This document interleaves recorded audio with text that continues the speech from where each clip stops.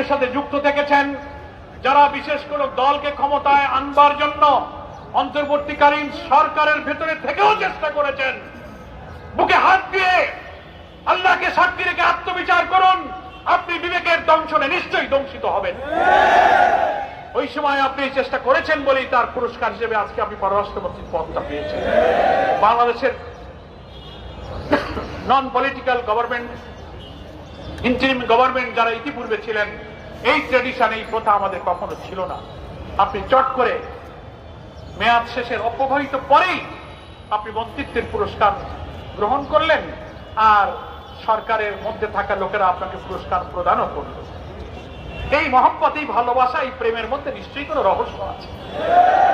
এই যে উভয় পক্ষের প্রেম এমনি এমনি হয় নাই, ক্ষমতায় আনার জন্য আপনি যথেষ্ট সার্ভিস দিয়েছেন, তার একটা কৃতজ্ঞতা তো করতে হয়। নুন খাইলে তো গুণ গাইতে হয়।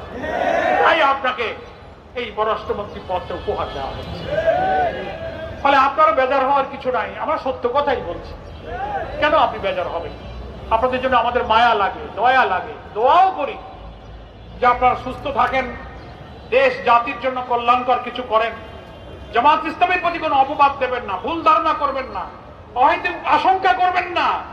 প্রচলিত ধারণায় এক শ্রেণীর পশ্চিমা এবং পাশ্চাত্য মিডিয়ার এবং টকশোজীবীরা, পেইড জার্নালিস্ট যারা কিছু আছেন, অহেতুক জামাত শিবিরের বিরুদ্ধে যেসব বক্তব্য রাখেন, তারা গুপ্ত, তারা রক কাটা, তারা অমক তমক, এর কোন প্রমাণ বাংলাদেশে নাই। আমাদের মানবিক বাংলাদেশ গড়ার অভিযান ঠেকাতে না পেরে আপনারা বহু চেষ্টা করেছেন, বহু অভিযোগ করেছেন।